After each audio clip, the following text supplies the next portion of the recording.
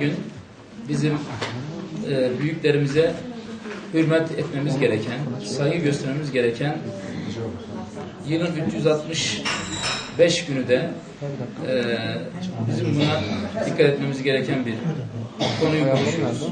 Çünkü anne babasına, büyüklerine hürmette kusur eden gerek toplumumuz tarafından, gerekse mensup olduğumuz dinimiz tarafından hoş karşılanmayan bir durumdur.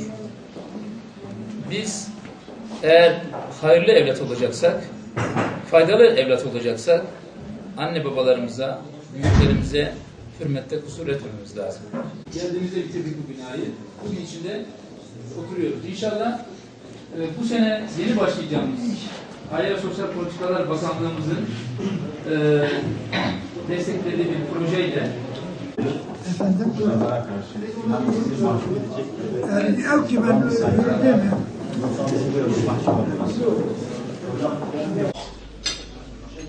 Toplum merkezimizin kuruluş amacı özellikle göç alan mahallelerde kuruluyor. Yoğun göç alan ve de köyden şehre göç eden insanları buraya çağırıp değişik eğitimler vermek, onları değişik seminerlere hazırlamak, aile içi şiddet eğitimi vermek, evlilik öncesi eğitimlerini vermek, kadına yönelik şiddeti önleme amacıyla değişik programlar yapıyoruz.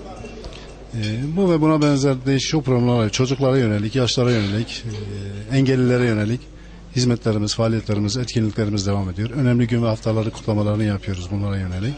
İşte bunlardan biri Yaşlar Haftası, Dünya Kadın eğitici, önleyici faaliyetlerimiz devam ediyor yıl içerisinde. Özellikle 2013 yıl içerisinde çok yoğun bir şekilde faaliyetlerimiz devam ediyor. Ayda 2 defa konferans, bayanlara yönelik 2 tane konferans veriyoruz. Her hafta cuma günleri mahallede ikamet eden ve sinema imkanlarından faydalanamayan çocuklarımıza sinema izletiyoruz konferans salonumuzda. Güzellikler ihsan eyle ya Rabbi. Huzur saadetler ihsan eyle ya Rabbi. Evlatlarımızın rızıklarını bol eyle ya Rabbi. Helalından bol eyle ya Rabbi. bizi her zaman anıyoruz. En azından bugün de vesileyle beraber olduk.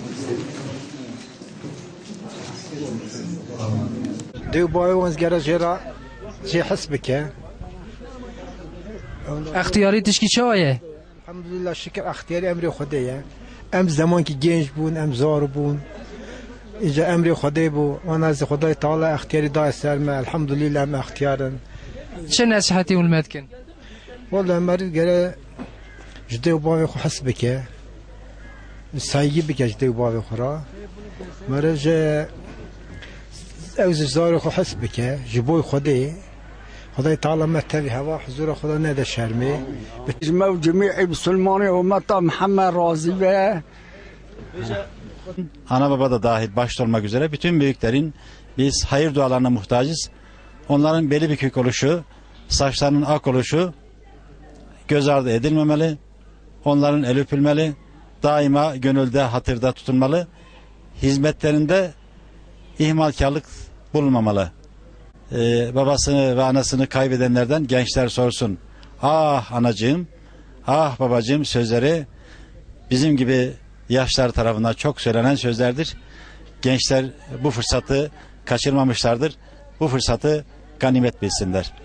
خدا علا و خواهی که رب علم دعاچی و بیلا و والله باشن اختیاری ناخوشه گاهی نکتنه